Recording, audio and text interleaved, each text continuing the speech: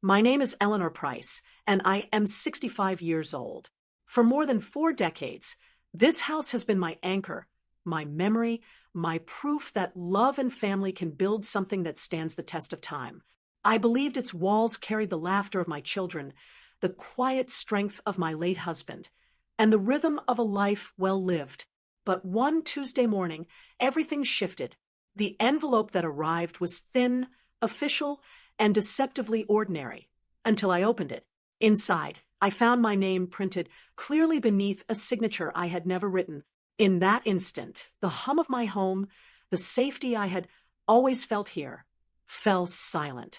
I had always thought the cracks in a house came from storms, from years of weather pressing against old wood and stone. I never imagined the damage would come from within, from the very hands I raised and loved. This isn't just a story about a house. It's about betrayal, about trust shattered, and the cost of reclaiming what should never have been taken. Before we dive in, I'd love to know, where are you watching us from today? Drop your city and state in the comments below.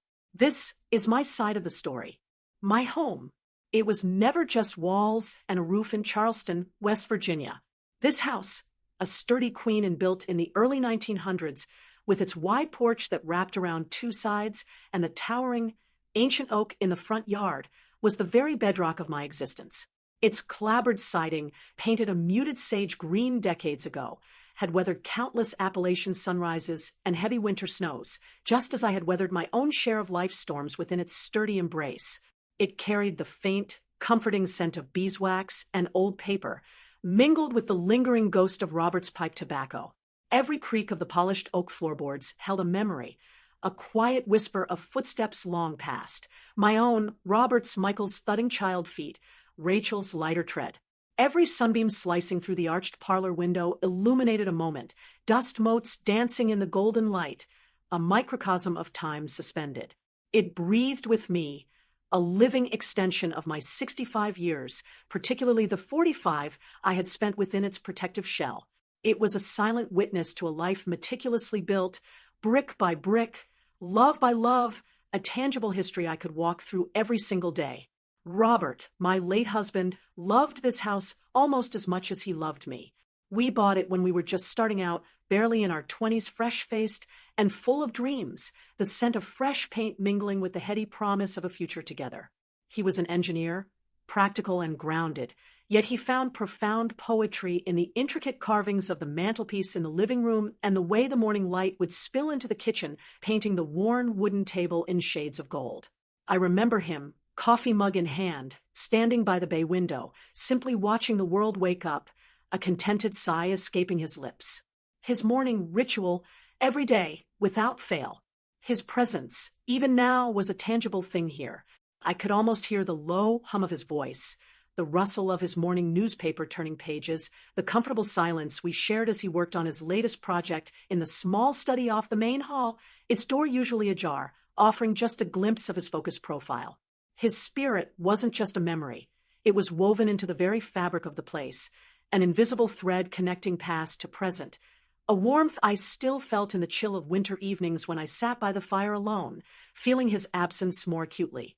This was where Michael, our boisterous son, took his first wobbly steps, leaving tiny, almost imperceptible indentations in the plush carpet of the foyer that I swore I could still see if the light hit just right. The scuff marks on the old wooden banister were a testament to his adventurous childhood, sliding down it when he thought I wasn't looking, a triumphant grin on his face. And Rachel, my sweet, thoughtful daughter, learned to read curled up on the window seat in the sunroom, its south-facing windows always awash in warmth, the glass sometimes fogged by her breath as she whispered words to herself. Her small finger would trace words across pages, a faint, contented smile on her lips, completely lost in her literary worlds. That window seat was still her favorite spot when she visited, a habit she never broke. I had planted every single rose in the garden myself, their vibrant colors, deep crimson, delicate blush pink, creamy white, a testament to the years of effort and devotion poured into this ground. Each bloom, each fragrant petal, was a living memory, a marker of time, a silent chronicle of our family's growth. This wasn't just a dwelling, it was our saga, etched in wood and stone, and the fertile soil of the garden. As the years began to press in, carrying with them the gentle aches of age and the quiet solitude of widowhood, I had always imagined this house would be my refuge, my sanctuary, the place where I would grow gracefully old, surrounded by the comforting whispers of a life well lived. I envisioned slow mornings on the porch swing, sipping my tea, watching Mrs. Gable walk her terrier, and greeting the occasional neighbor. I dreamt of quiet evenings by the stone fireplace. Wrapped in a quilt Robert had always favored, listening to the crackle of burning logs, perhaps reading a good book.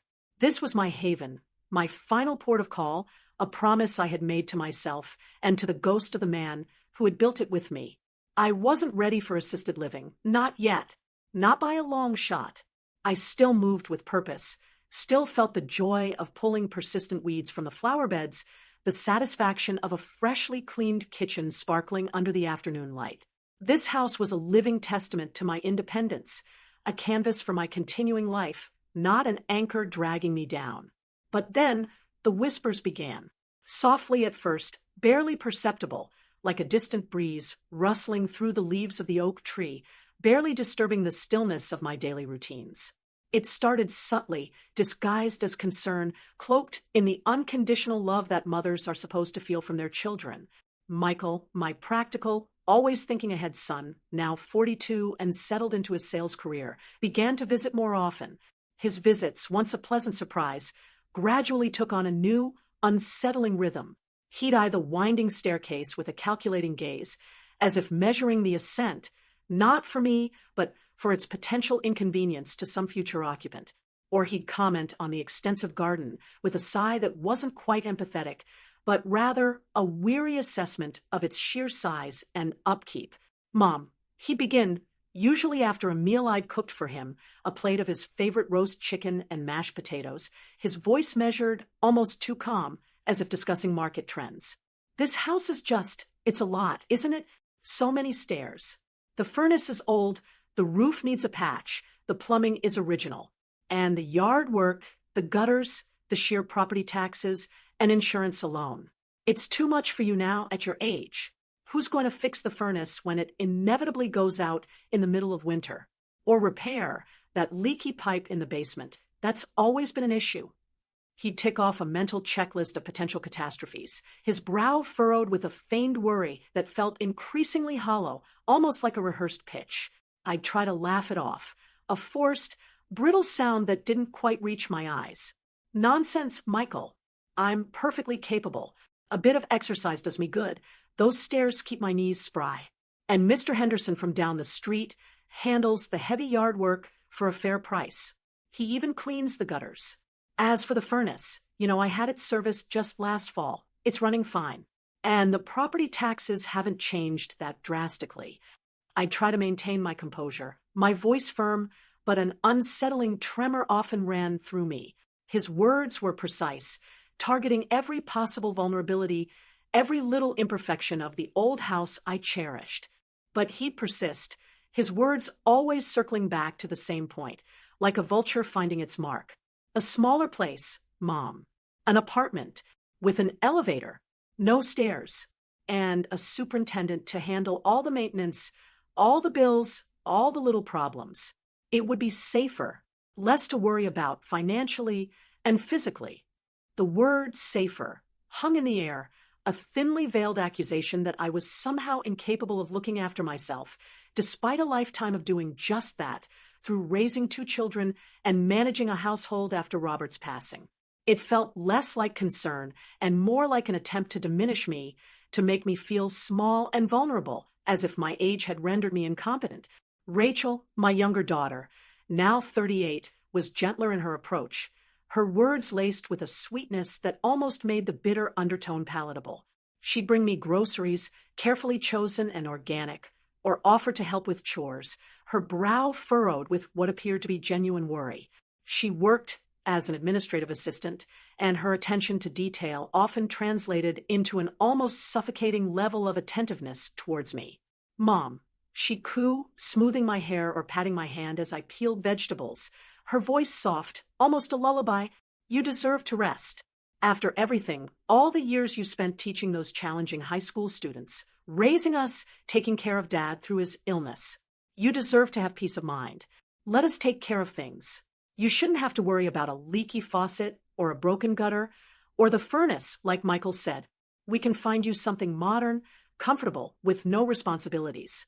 Think of the freedom, Mom. No more stress. She'd paint vivid pictures of a carefree life. As if this house was a cage I longed to escape. But I don't worry, darling. I'd reply, trying to keep my tone light, almost dismissive of their manufactured concerns. That's what handymen are for. Or Michael, if he ever gets around to fixing that loose porch railing he promised months ago. I'd try to inject some humor, hoping to deflect the conversation, to steer it away from the treacherous waters they seemed determined to navigate.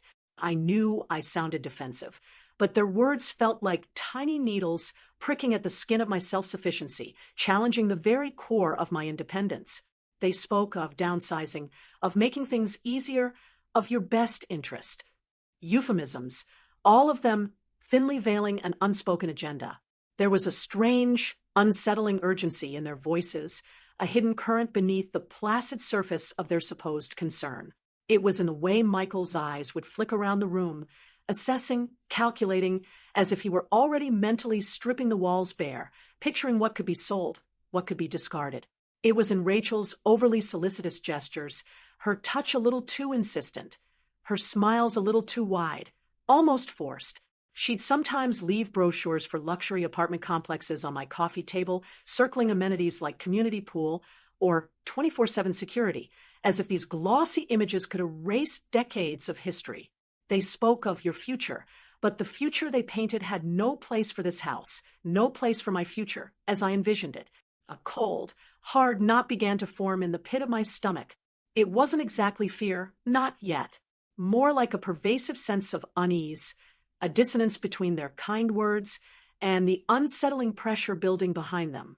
I tried to push it away, to rationalize it. They were my children. They loved me. Of course, they were concerned. It was natural for them to want me to be comfortable, safe.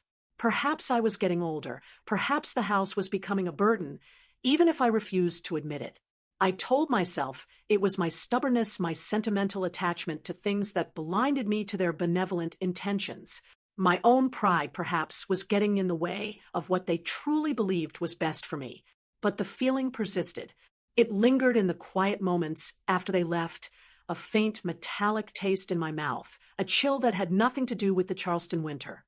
Their visits began to feel less like loving check-ins and more like subtle inspections. Michael would ask pointed questions about the house's market value, casually disguised as curiosity. Rachel would encourage me to donate old furniture, suggesting a fresh start. Their suggestions grew bolder, less veiled. The conversations about a smaller, safer apartment transitioned into vague mentions of exploring options and just seeing what's out there, then quickly escalated to, "We found a wonderful place we think you'd love to see." Each time, a new layer of my carefully constructed peace began to crack. The house, once my bastion, began to feel like a battleground, and I, its sole defender, suddenly felt very, very alone against the united front of my own children.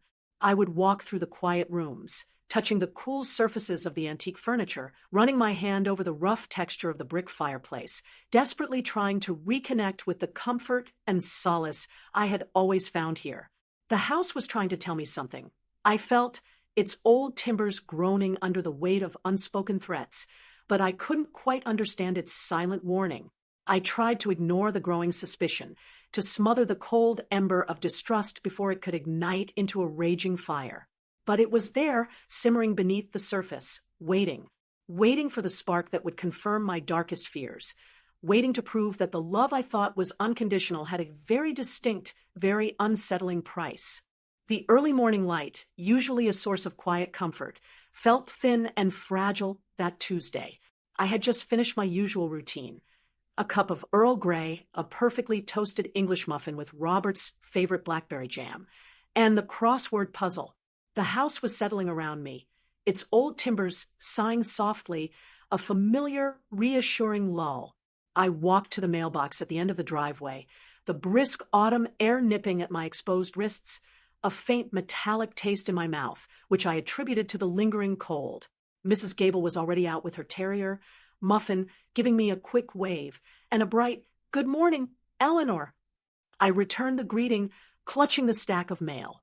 Most of it was junk, grocery flyers, charity solicitations, a glossy catalog for garden tools I didn't need. But nestled in the middle, thin and crisp, was a plain white envelope. It bore no personal address, just an official-looking return label, Charleston County Recorder of Deeds. My brow furrowed. I wasn't expecting anything from the county office. Perhaps a tax update, though I paid those diligently. A flicker of the unease Michael and Rachel's persistent concerns had stirred in me past quickly, dismissed as overthinking. I carried the mail inside, setting it on the kitchen island, a smooth granite surface Robert had insisted on. I sorted through the junk, tossing it into the recycling bin, until only the official envelope remained. Its weight in my hand felt curiously heavy, disproportionate to its size. A premonition, cold and sharp, traced its way down my spine. I tore open the flap with a trembling finger, the sound of the paper ripping unnaturally loud in the quiet kitchen. Inside, a single sheet, stark white, unfolded with bureaucratic precision. The title at the top, bold and unfeeling, declared Notice of Property Transfer. My eyes, usually quick to decipher legal jargon from my years of teaching, moved slowly, each word a stone dropping into a deep well. Property, transfer, sale. My breath hitched. My heart, which had been beating a steady rhythm of 65 years, suddenly stammered, then began to pound with an alarming ferocity. My gaze raced down the page, skipping over paragraphs of dense legal text, searching for meaning, for an explanation, for a mistake. And then I found it. The address. My address. 1422 Sycamore Lane, Charleston, WV. My house. This house sold. A gasp, sharp and involuntary, tore from my throat. The paper slipped from my numb fingers, fluttering to the polished wood floor. No, it couldn't be. A mistake, surely. I bent down, my knees aching in protest, and snatched the document back up, my fingers shaking so violently the words blurred. I forced myself to focus, to read every line, every unforgiving clause. The date of the transaction was recent. The buyer's name, Jonathan Mercer, was utterly unfamiliar. And then, at the bottom, beneath the cold, formal language of the county, was the seller's signature. My name, Eleanor Price. Except it wasn't my signature. I knew my own handwriting, the distinct loop of the E, the slight flourish on the P. This was a crude imitation, an almost perfect forgery, but to my eyes, it screamed of deception.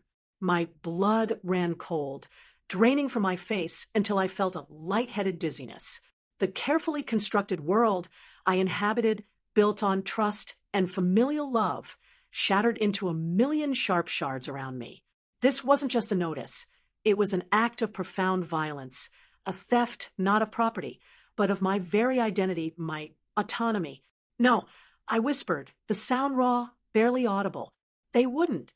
They couldn't. But they had. The chilling implications settled over me like a shroud. Michael and Rachel, their veiled concerns, their constant pressure, the best for you mantra. It was all a monstrous charade. They had planned this. They had orchestrated this betrayal. My own children, rage, pure and incandescent, ignited in my chest, burning through the shock and disbelief. My hands trembled not just with fear, but with a visceral need to confront them, to scream, to demand answers.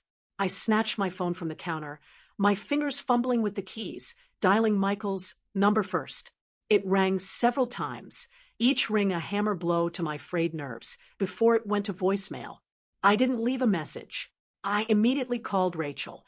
She answered on the third ring, her voice chirpy, oblivious. "Mom, everything all right?"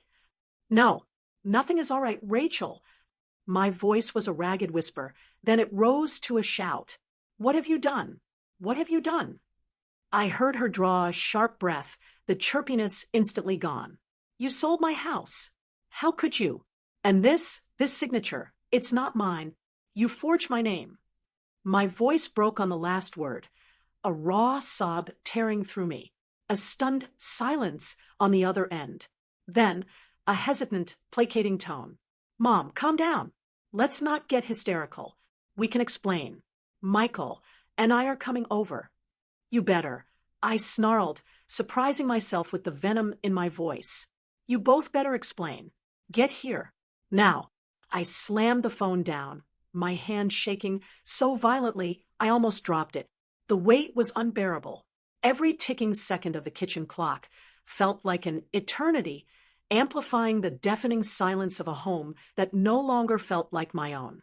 I paced the living room, touching the antique piano Robert had bought me, running my hand over the embroidered cushions on the sofa.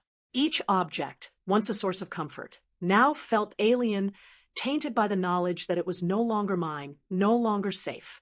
I stared out the bay window, watching the street, my eyes stinging, my heart a frantic drum against my ribs. An hour later, their cars pulled into the driveway. Michael's sensible sedan, Rachel's slightly sportier model. They walked up the porch steps together, a united front, but their faces were carefully composed, a mixture of feigned concern and something colder, harder, that I couldn't quite place. I met them at the front door, the notice of property transfer still clutched in my hand, crumpled and damp from my perspiration. What is this? I demanded, thrusting the paper at Michael. My voice was tight, trembling on the edge of hysteria. What have you done to my house? To my life? Michael took the paper, his eyes quickly scanning the familiar document. He didn't even flinch. He just sighed, a practiced, exasperated sound. Rachel stepped forward, her hands clasped together, her face etched with a look of manufactured distress. Mom, please, Rachel began, her voice soft, attempting to soothe. Let's go inside. We can talk about this calmly. Calmly? I shrieked, my voice cracking.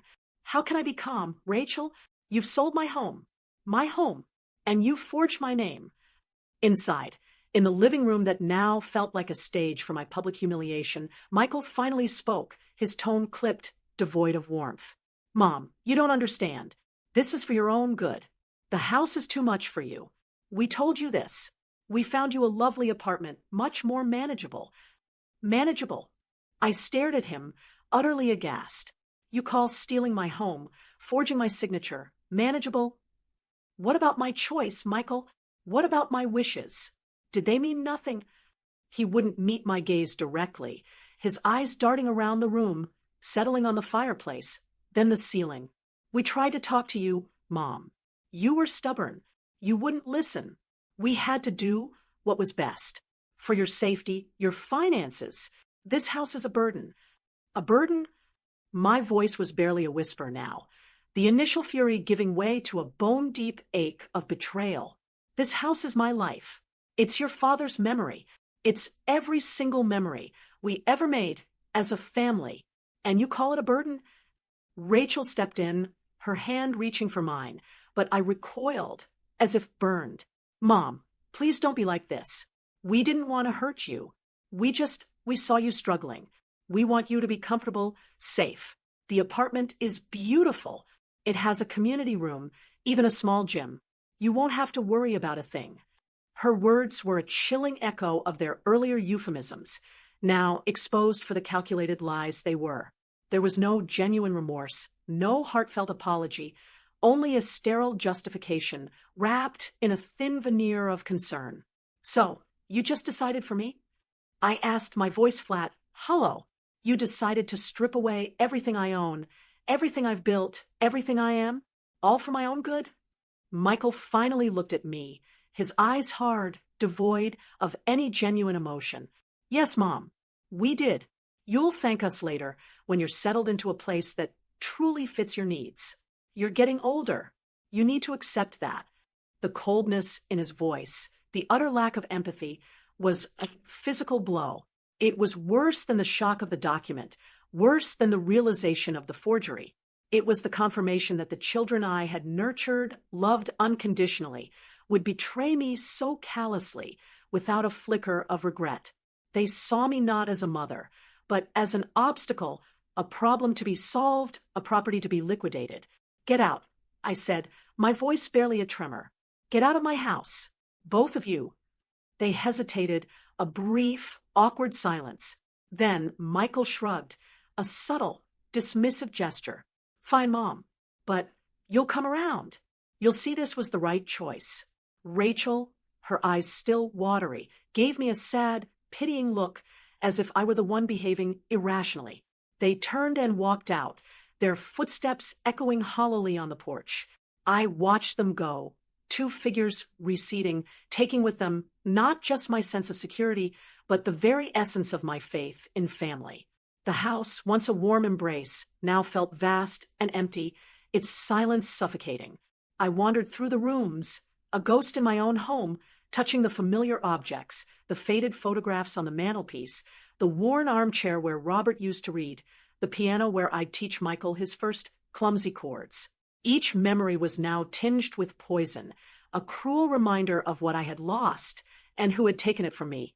That night, sleep was an impossible luxury. I lay awake in my bed, staring at the ceiling, the shadows of the old oak branches dancing outside my window transformed into monstrous, grasping claws.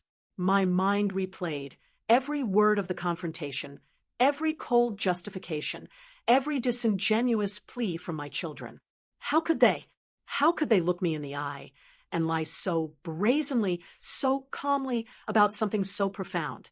The betrayal was a physical weight on my chest, pressing the air from my lungs.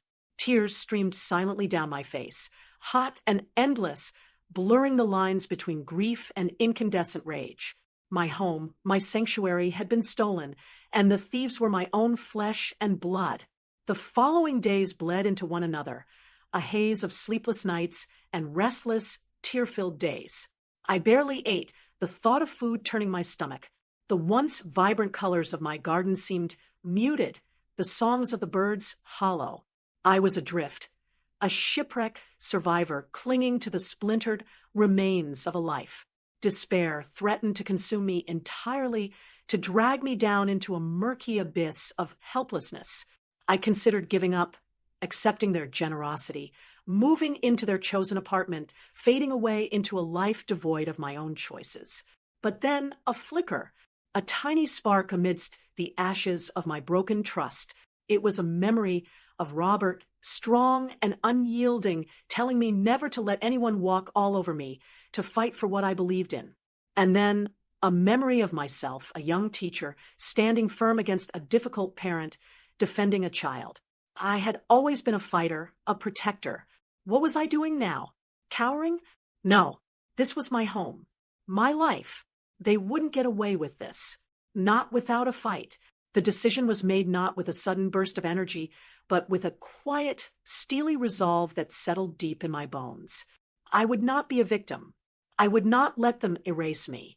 With a newfound purpose, I pulled out the old phone book, its pages yellowed with age.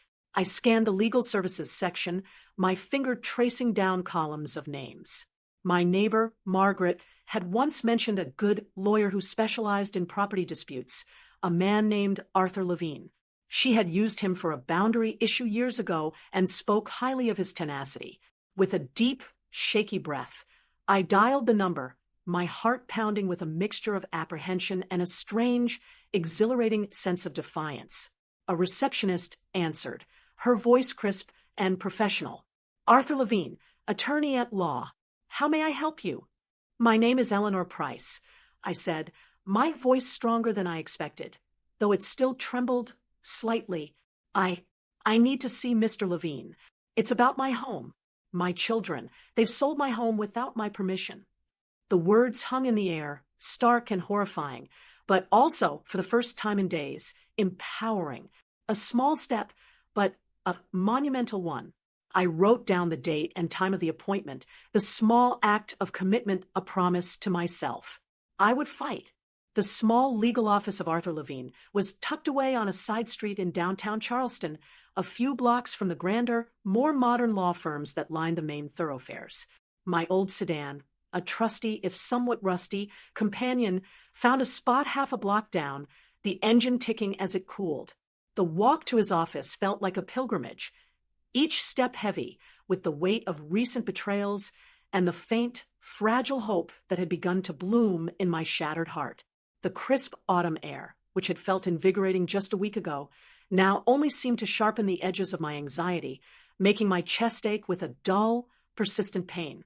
It was a space that seemed to have stopped in time, clinging to the remnants of an era before digital files and sleek, minimalist aesthetics. The air inside was thick with the distinct, slightly musty scent of aged paper and stale cold coffee, a peculiar blend that spoke of long hours, forgotten cups, and an unwavering dedication to the tangible records of law. Dust motes danced lazily in the slivers of weak, late-morning sunlight that managed to penetrate the grimy window panes, illuminating a chaotic landscape of overflowing, floor-to-ceiling bookshelves.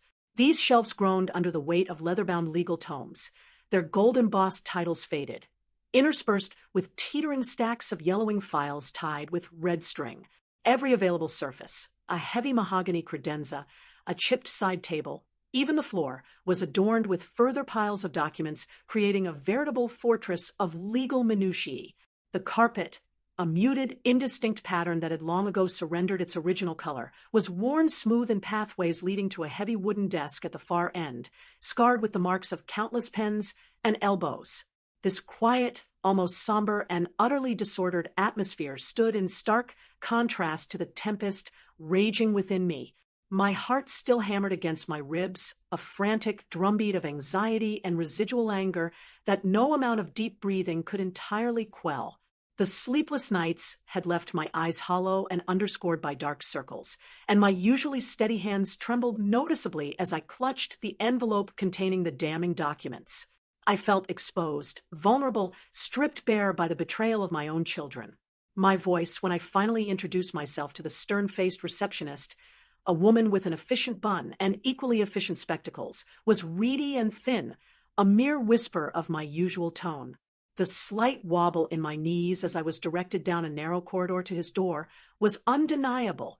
Arthur Levine, a man in his late 50s with thinning gray hair combed neatly to one side and a perpetually serious, almost grave expression, rose slowly from behind his cluttered desk as I entered. He was taller than I'd expected, his frame slightly stooped from years of leaning over legal texts. He wore a sensible, somewhat rumpled tweed jacket over a crisp white shirt, his tie loosened slightly at the collar, a testament to the long hours he likely spent deep in thought, grappling with complex cases. He gestured towards the worn leather armchair opposite his desk, its cushioning visibly compressed from countless clients. His gaze was sharp yet not unkind, a pair of intelligent eyes behind thick-rimmed glasses taking me in with a professional, assessing intensity. "Mrs. Price," he said, his voice a low rumble, surprisingly gentle despite its gravity. "Thank you for coming in. Please have a seat." I sank into the chair, its springs groaning in protest, the scent of old leather and dust enveloping me. I immediately felt the uncomfortable presence of my own trembling. My hands were clammy, a cold sweat pricking at my forehead despite the cool air of the room. "Thank you, Mr. Levine," I managed, my voice still thin and reedy, almost unrecognizable to myself. I placed the stack of documents, the dreaded notice of property transfer, a copy of the forged deed, the real deed to my house, and various correspondences I'd found related to property taxes and utility bills, onto his desk. The papers, which had felt so devastatingly heavy and incriminating just days before, now felt like a desperate, fragile plea for justice, my last bastion of hope. He picked them up, his movements slow and deliberate, a stark contrast to my internal turmoil. He didn't rush, didn't offer platitudes or empty reassurances. He simply opened the top document, the official county notice, his eyes, magnified by his thick spectacles, scanning the first page. The silence that followed was immense, heavy with my unspoken anxieties, suffocating in its stillness. I watched him, every nerve ending screaming, trying to read his expression, to find a hint of hope, or perhaps a confirmation of utter defeat etched onto his impassive face. The rhythmic rustle of paper as he turned each page was the only sound, each rustle a further tightening of the knot in my stomach. It was like watching a slow-motion car crash, where I was both the driver and the terrified spectator. He was a meticulous man, I could tell. He didn't just skim, he absorbed. He paused at certain paragraphs, his brow furrowed in concentration, occasionally making a small, almost imperceptible sound, a low hum or a soft clearing of his throat that made my heart leap in my chest. He specialized in real estate law and contentious litigation, Margaret had said, renowned for his thoroughness. I prayed he would find something, anything in the labyrinth of legal clauses that could help me. My gaze kept returning to his hands, to the way his fingers, slightly calloused, held the papers, as if he were holding the very threads of my shattered life. I wanted to scream, to demand he tell me immediately if there was any chance, but the words caught in my throat, choked by fear and exhaustion, by the sheer audacity of my children's actions. Minutes stretched into what felt like an eternity. Each slow turn of a page was a torture. My breath came in shallow gasps, my entire body rigid with anticipation. I could feel the tremor in my legs, a constant vibration threatening to bring me to my knees. The air in the office felt thick, stifling, despite the faint hum of an old air conditioning unit in the corner that rattled occasionally. I thought of Robert, of how he would have handled this, his calm, steady presence, his unwavering belief in right and wrong. I desperately wished for his strength, for his logical mind to cut through this nightmare, to tell me what to do. My vision blurred, slightly, a film of unshed tears threatening to spill. Finally, after what felt like an hour, though it was likely only 15 minutes, Mr. Levine stopped. He gently lowered the stack of papers onto his desk, aligning them with careful precision, his movements economical and precise. He pushed his glasses further up the bridge of his nose, exhaled slowly, and then, his gaze, sharp and steady, met mine. There was no pity, no judgment, just an intense professional assessment. Mrs. Price, he began, his voice devoid of overt emotion, yet not unkind. This is quite a mess your children have made. A serious one, both legally and personally. My heart gave a painful lurch. Is there anything that can be done, Mr. Levine? I whispered, my voice barely audible, a raw plea hanging in the air. Anything at all? Or am I just out of options?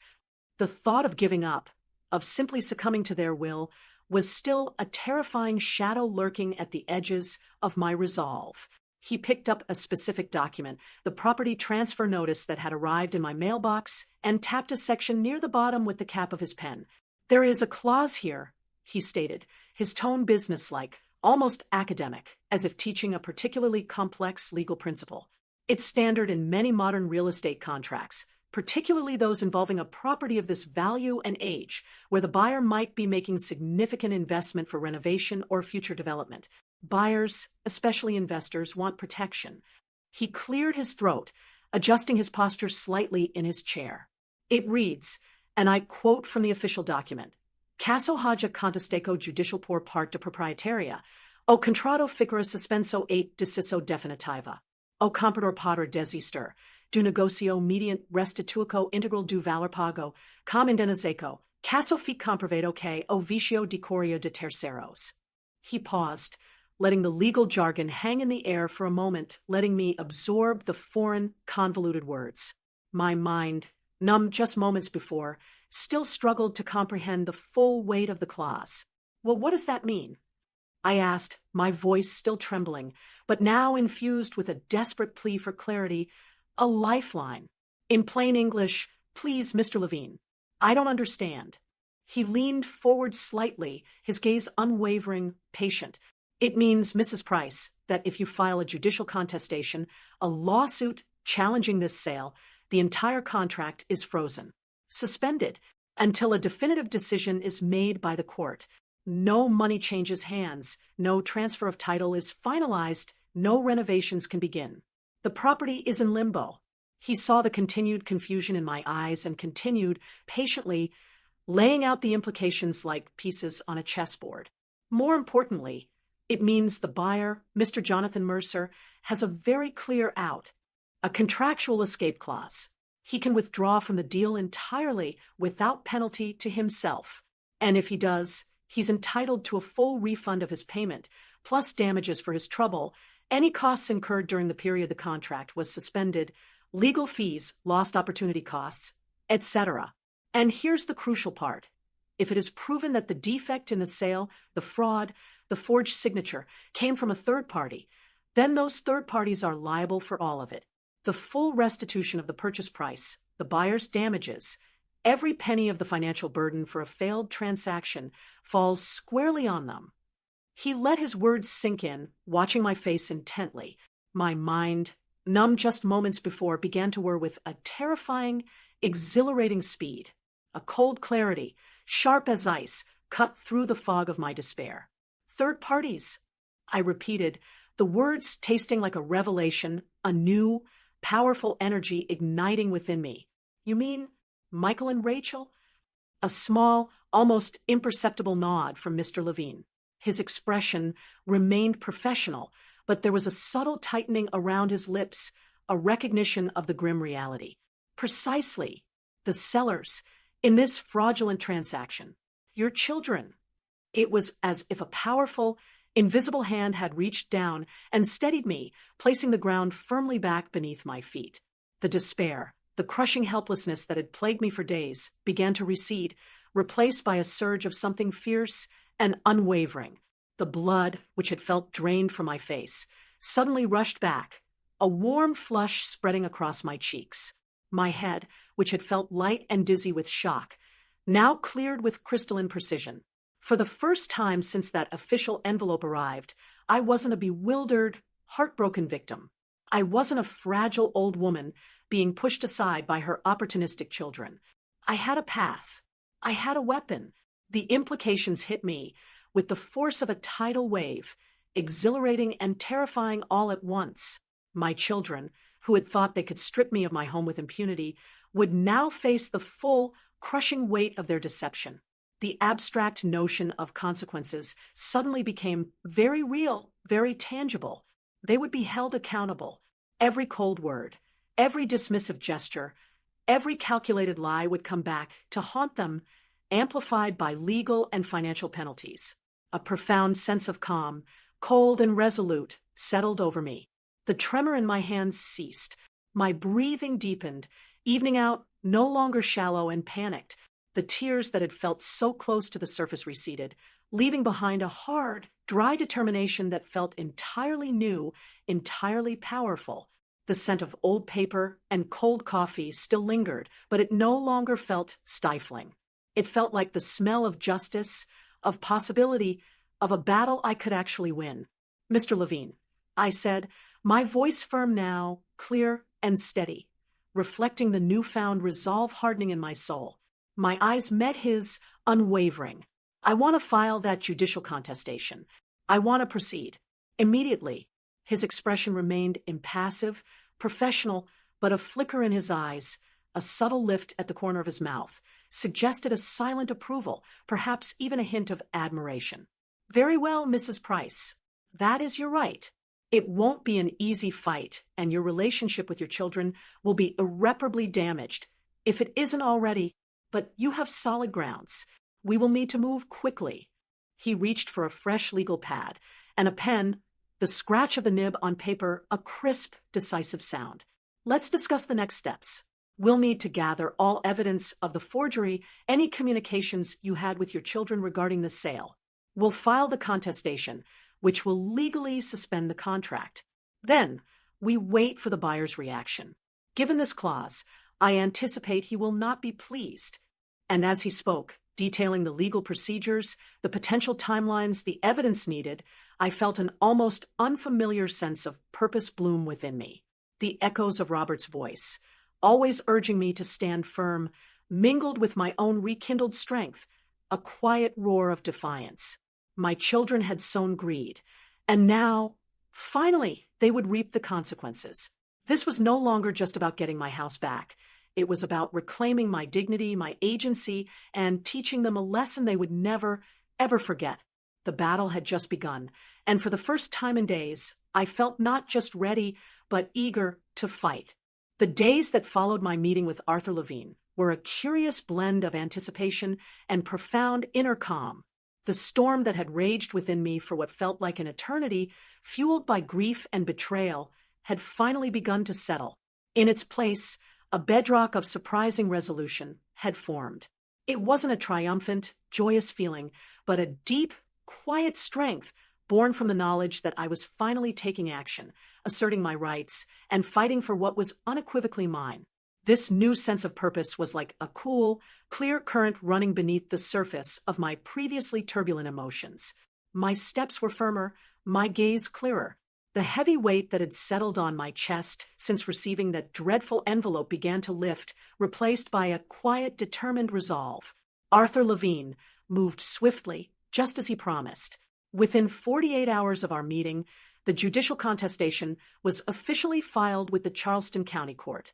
I hadn't been present for the filing itself, but Mr. Levine called me immediately afterwards, his professional voice carrying a note of quiet satisfaction. "It's done, Mrs. Price," he'd said. "The papers were stamped this afternoon. The wheels of justice are turning."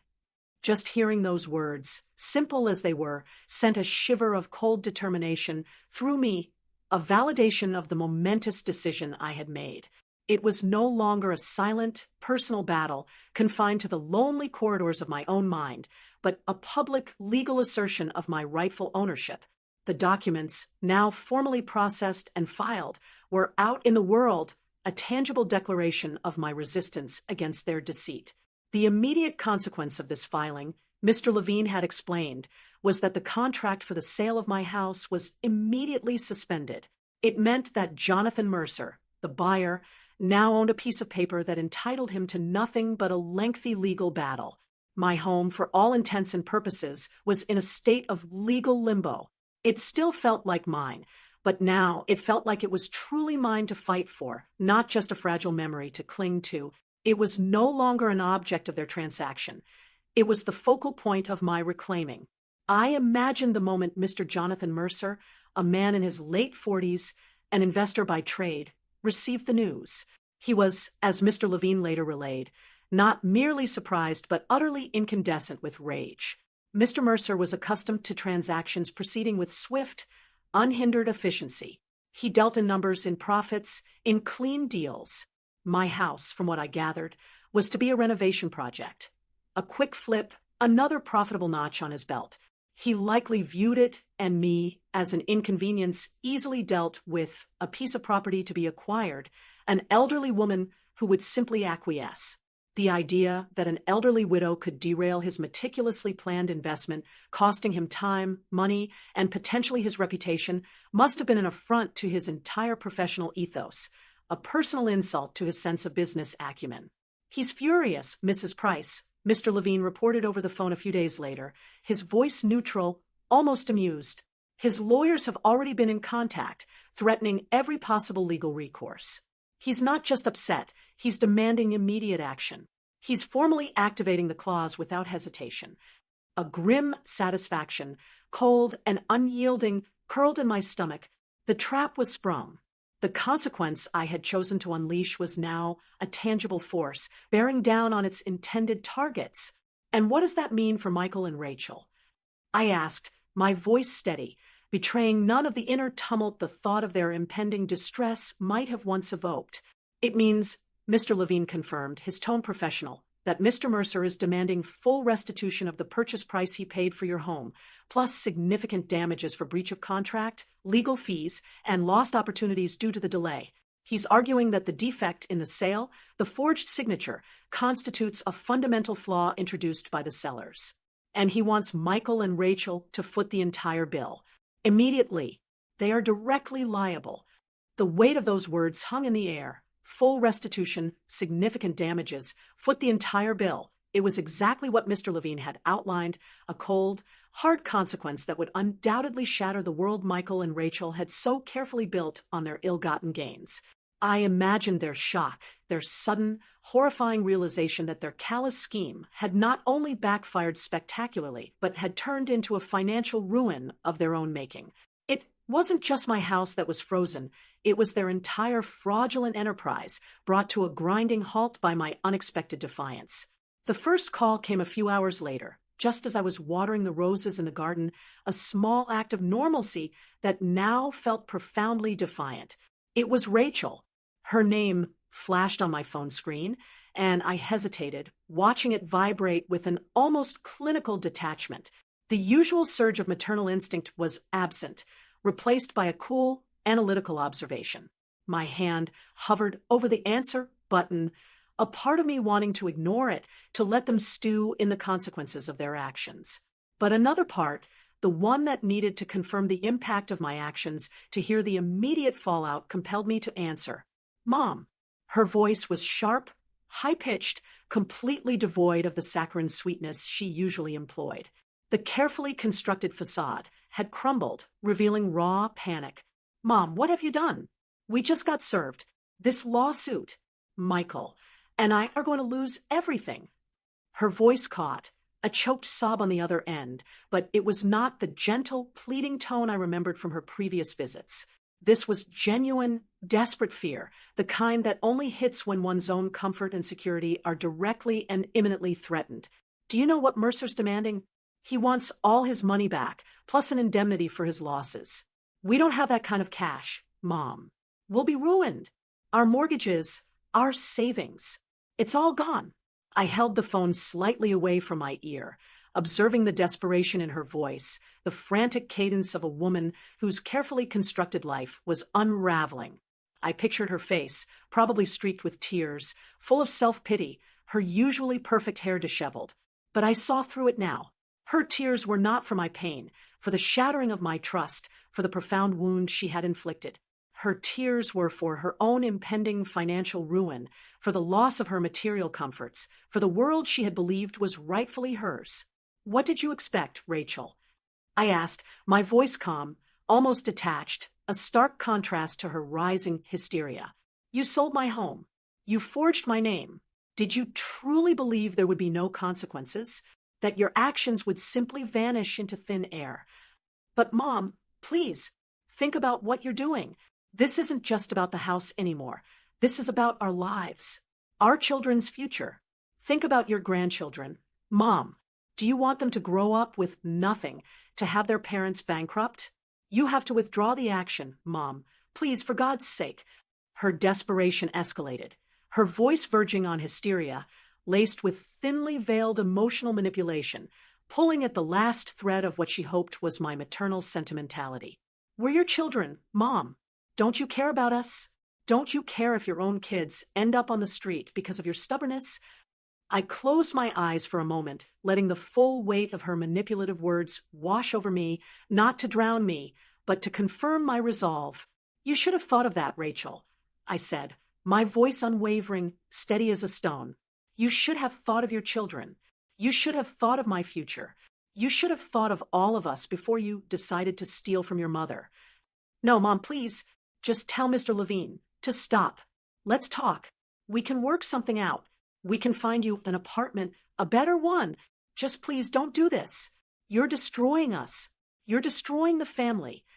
She sounded frantic, the kind of raw fear that could only come from a deep-seated panic about losing everything she held dear, her comfortable life, her social standing. Goodbye, Rachel, I said simply, and ended the call. The silence that followed was not empty, but heavy with the weight of my unshakable resolve.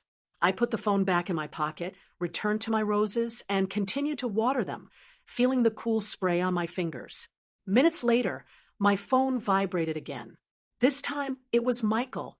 His approach was, predictably, far more aggressive, utterly devoid of any pretense of gentle persuasion.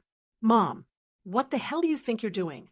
His voice was a roar, crackling with fury and undisguised aggression, a sharp, violent sound. The feigned calm he had adopted during our confrontation weeks ago had evaporated completely, replaced by a raw, furious resentment. Are you out of your mind? You've ruined us. Mercer's going to bleed us dry. Do you have any idea what this means for my career, for my family? Rachel's hysterical. She says you're trying to destroy us. Perhaps you should have considered that before you committed fraud, Michael. I countered, my voice still remarkably steady, a quiet steel cutting through his bluster. I felt a strange sense of power, a calmness that surprised even me. His fury, which would once have intimidated me, now just sounded like a cornered animal's desperate snarl, pathetic in its transparent rage. Don't give me that, Mom, we did what was best for you. You were old, you were stubborn. We tried to help you, and this is how you repay us. You're going to throw your own children under the bus for this damn house." He spat the words, "damn house," with such venom. It struck me how little it had ever meant to him beyond its market value, its financial potential. The house, our home, was just an asset to him.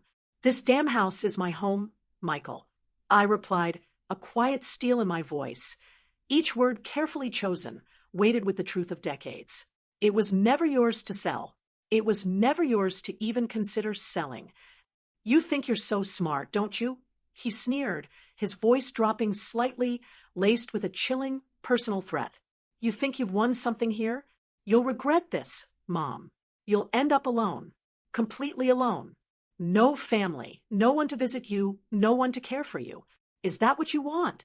To die alone in that big, empty house? Is this really worth it?"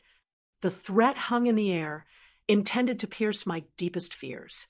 For years, the thought of being utterly alone in the world, especially after Robert's death, had been a quiet terror, a shadow lurking in the corners of my mind.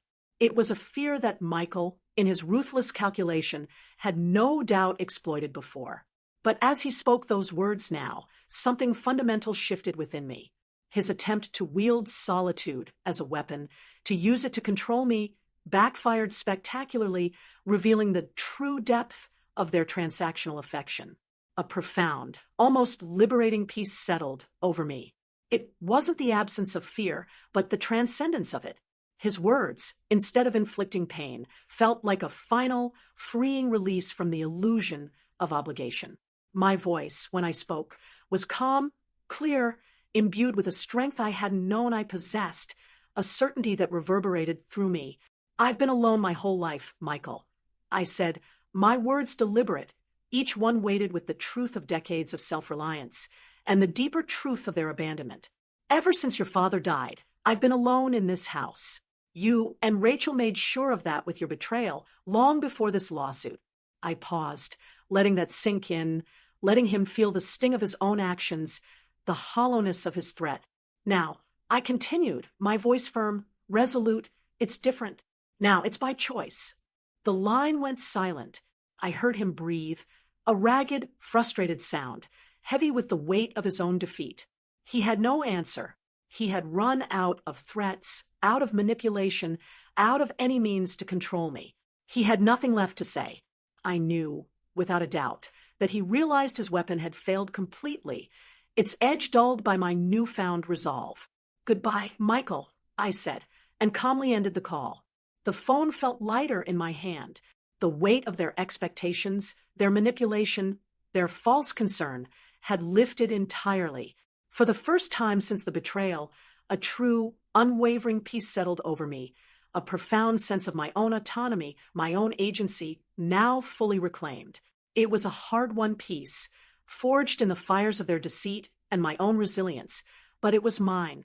I walked back to the bay window in the living room, the one Robert loved so much, and looked out at my oak tree, its leaves beginning to turn scarlet and gold in the autumn light, a vibrant testament to the cycle of change and endurance. The house was still mine, and now my resolve was unshakable. The fight was far from over, but I had found my footing, asserted my will, and for the first time in a very long time, I felt truly ready. I was ready to fight. The legal proceedings, once a nebulous concept, swiftly began to crystallize into undeniable reality. Arthur Levine, true to his word, had initiated the process for the forensic handwriting analysis almost immediately after our last conversation. It felt like another lifetime since I had sat in his cluttered office, my hands shaking, clinging to the fragments of my shattered life. Now, as the days turned into weeks, a quiet determination had taken root, nourished by the steady professional updates from Mr. Levine. Each step, though slow, was a deliberate movement towards reclamation. I had provided multiple samples of my genuine signature, old documents from my teaching career, canceled checks from decades past, the last few birthday cards Robert had sent me, carefully preserved. The process was thorough, detailed, almost clinical in its precision. I imagined white-gloved experts in sterile labs poring over microscopic details, comparing the authentic loops and flourishes of my hand, the slight tremor that came with age, the characteristic slant, to the clumsy yet cunning imitation on the fraudulent deed.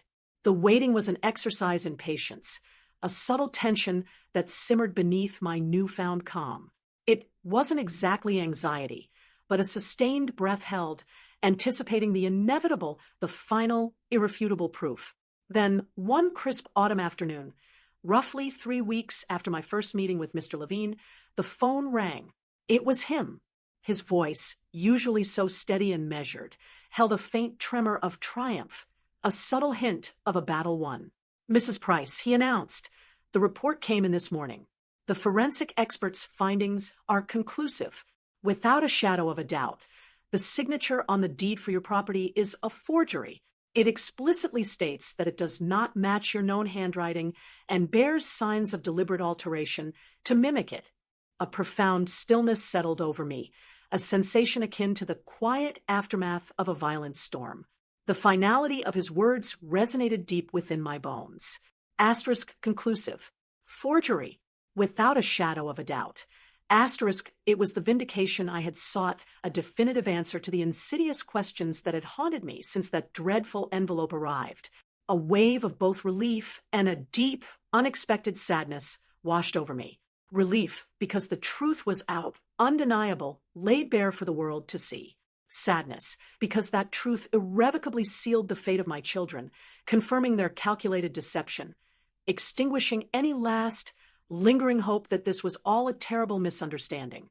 There was no more denying it, no more pretense to hide behind. The legal foundation for their downfall was now irrevocably laid. "What happens now, Mr. Levine?" I asked, my voice steady, though a lingering tremor tightened my chest. "Now, Mrs. Price, there is no escape for them," he replied, his voice firm, leaving no room for doubt. "With this forensic evidence, Mr. Mercer's case against Michael and Rachel is watertight. He will proceed with the full force of the law to recover his investment and damages, and they, as the perpetrators of the fraud, will be held fully accountable. There's no legal loophole left for them." The wheels of justice, once merely turning, now began to grind with relentless, unforgiving force. The downfall of Michael and Rachel was swift, almost brutal, mirroring the abruptness with which they had tried to sever me from my home. The calls to me didn't cease, but their tone shifted dramatically, evolving from panicked pleas to desperate, broken whispers, and finally to bitter, resentful accusations. Each call was a stark update on their escalating plight, each one confirming the severity of the consequences. Rachel called first, weeks after the forensic report became official. Her voice was thin, reedy, barely recognizable, stripped bare of its usual cultivated sweetness. "Mom," she whimpered, "they blocked my accounts. All of them. My checking, my savings.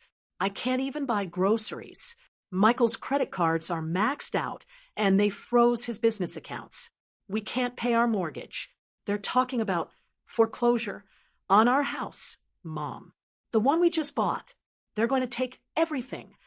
Her words tumbled out, a cascade of financial ruin, punctuated by gasps and choked sobs.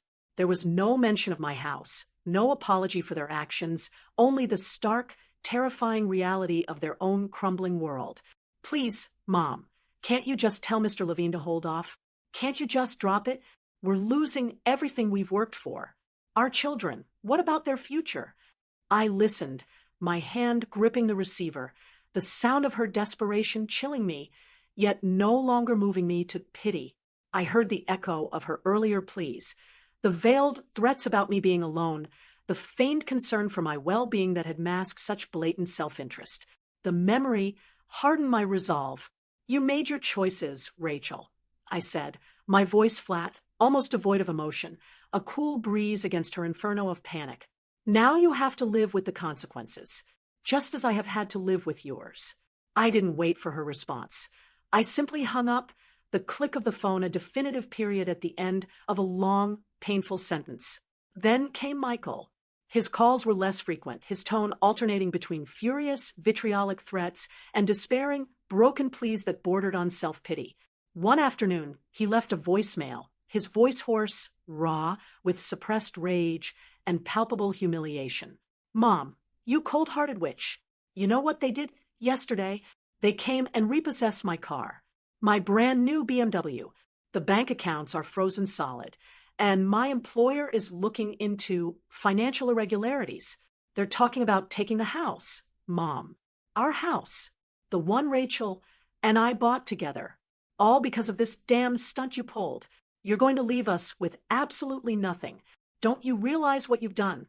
You've destroyed us. You've destroyed your own family. His voice broke, a guttural sound of utter defeat, choked by rage. You wanted us to pay? Well, we're paying, Mom. We're paying for your stubbornness and your spite. I listened to the message later, sitting in my living room, the quiet hum of the refrigerator, the only sound breaking the stillness. The venom in his voice, the blame he still tried to lay at my feet, was palpable, but it didn't sting. It simply confirmed the depth of his delusion, his utter inability to accept responsibility for his own actions. He truly believed he was the victim, not the perpetrator. I felt a cold satisfaction, but also a profound weariness. This wasn't about pleasure in their suffering. It was about justice being served, about the world righting a grievous wrong. It was about balance. Jonathan Mercer, the investor, proved to be as ruthless and efficient as Mr. Levine had predicted, with the forensic report as irrefutable proof. His lawyers wasted no time. They didn't drag Michael and Rachel into a lengthy, drawn-out trial, which would have offered them a chance to muddy the waters or delay the inevitable. Instead, they moved swiftly through a series of summary judgments and expedited hearings, presenting an overwhelming case of irrefutable fraud. The legal system, often slow and cumbersome for the average person, moved with terrifying efficiency when presented with such clear-cut evidence. Mercer wasn't just seeking restitution of the purchase price. He was demanding every penny of his expenses, every legal fee, every cent of opportunity cost from his investment being tied up in a fraudulent deal. His legal team meticulously documented the financial damage Michael and Rachel had inflicted upon him, leaving no stone unturned, no avenue for escape. Their humiliation was public, inescapable, amplified by the swift and decisive nature of the court's rulings. News, even in a city like Charleston, travels quickly through professional and social circles. I heard whispers from former colleagues, from neighbors at the grocery store, about Michael losing his job in sales, his reputation in tatters. Rachel, once so meticulous about her appearance and social standing, had withdrawn from her social circles, her carefully cultivated image shattered. Their carefully constructed lives, built on a foundation of deceit and avarice, crumbled around them like a house of cards in a hurricane. Properties were foreclosed upon, assets seized, their once comfortable lives reduced to a struggle against overwhelming debt. The money they had received from the fraudulent sale, likely spent or invested, was now being clawed back with interest, penalties, and legal fees, leaving them in a profound, inescapable financial hole. They, who believed they could sell my home behind my back and walk away richer and unburdened, ended up debt-ridden, publicly shamed, and legally branded as fraudsters. There was no more hidden agenda, no more veiled concern, no more false smiles. Their naked greed had been exposed for all to see, and the price they paid was steep, far more than just monetary. It was the price of their dignity, their reputation, their future. Today, I walk through the corridors of my house, the old queen, and with steps that are not merely firm, but imbued with a quiet, unyielding strength, a palpable sense of peace. The familiar creak of the old oak floorboards beneath my feet no longer carries the weight of past sorrow or present uncertainty. It is a symphony of resilience, a testament to endurance. The morning light still spills into the kitchen, just as it did when Robert was here, just as it will continue to do, undisturbed. But now, when I look at the towering oak in the front yard, or trace the intricate patterns of the mantelpiece, or touch the cool surface of the kitchen island, there's a deeper resonance, a profound sense of ownership that goes beyond a legal deed. It is an emotional, spiritual ownership, hard-won and fiercely protected. This firmness in my step isn't just because I won a legal battle, though that victory is sweet and undeniable. It's because through this excruciating ordeal, I buried something far heavier and more insidious than mere legal wrangling. The illusion of familial loyalty. That illusion, once a comforting blanket, had become a suffocating shroud, blinding me to the insidious greed that festered beneath the surface of Michael and Rachel's concern. They were my blood, my children, but their actions had severed those ties more effectively than any court order ever could. The hope I once held for reconciliation, for understanding, for future shared, had withered and died, replaced by a stark, unwavering acceptance of reality. In its place, something stronger, something truer, had grown within me. My reflection, when I catch it in the antique mirror in the hall, shows a woman aged, perhaps by the cruel turns of life and the deep wounds of betrayal, but also refined by fire. My eyes, once clouded by grief and then fear, now hold a clear, unwavering gaze. My jaw is set, my shoulders unbowed, my posture upright and resolute. I live in a home that has resisted betrayal, its sturdy walls a testament to endurance, a silent partner in my unwavering fight. And this certainty, this profound truth, is now etched not just in my mind, but deep in the very fabric of my being, in the lines on my hands, in the quiet strength of my heart, a mantra of hard-won wisdom. No one steals a mother's home without paying the price. Michael and Rachel sowed greed, and they reaped ruin, shame, and debt. I, Eleanor Price, remain here in my house, my sanctuary, my testament to a life reclaimed, whole, and fiercely independent. The echoes of my life here are no longer just memories. They are a living, breathing testament to survival, to resilience, to the unyielding spirit of a woman who chose to fight for herself and won. The final gavel fell, not just on a court case, but on the false edifice of what I once believed was my family. The air in my home, once thick with unspoken tension and the lingering scent of betrayal, began to clear. The forensic expert's report, precise and unyielding, confirmed what my heart already knew. My signature, my identity, had been desecrated. In the wake of that truth, Michael and Rachel's world, built on a foundation of greed, crumbled with a swift and terrible finality. Their accounts, their assets, their carefully constructed lives were stripped away, leaving them exposed and undone. Jonathan Mercer, the unwitting pawn in their scheme, became the instrument of their justice, demanding and receiving every penny of his restitution and damages. They paid their price, not just in money, but in reputation, in dignity, in the very future they so casually tried to steal from me. Today, the silence in these rooms is no longer heavy with grief or the echo of their false concerns. It is the silence of peace, of hard-won autonomy. I walk through these familiar halls, the aged oak groaning softly beneath my steps, not as a victim, but as a sentinel. My stride is firm, deliberate, each step a testament to a spirit unbroken. The victory was not just in reclaiming the physical walls and roof over my head, but in burying, once and for all, the naive illusion that blood ties automatically guarantee loyalty. Some bonds, I learned, are not forged in love, but in expectation and avarice, and when tested, they snap. This house, my enduring sanctuary, now stands as a monument to resilience, a testament to a life rebuilt from the ashes of betrayal. It is a stark truth, etched into the lines on my hands and the quiet wisdom in my heart. No one steals a mother's home without paying the price. This is my story, a testament to the shadows that can lurk within the brightest bonds, and the unwavering strength found when all else is lost. What echoes does this narrative stir within you? If faced with such a profound betrayal, where would your loyalties truly lie, and what price would you be willing to demand? Share your thoughts and reflections in the comments below. If this journey through the shadowed corners of family and resilience resonated with you, perhaps another story of unexpected twists awaits your ears. Click here to explore more narratives of lives transformed. And if you walked these halls with me, felt the tremors of my betrayal and the quiet strength of my reclamation, consider leaving a like and subscribing to my side of the story.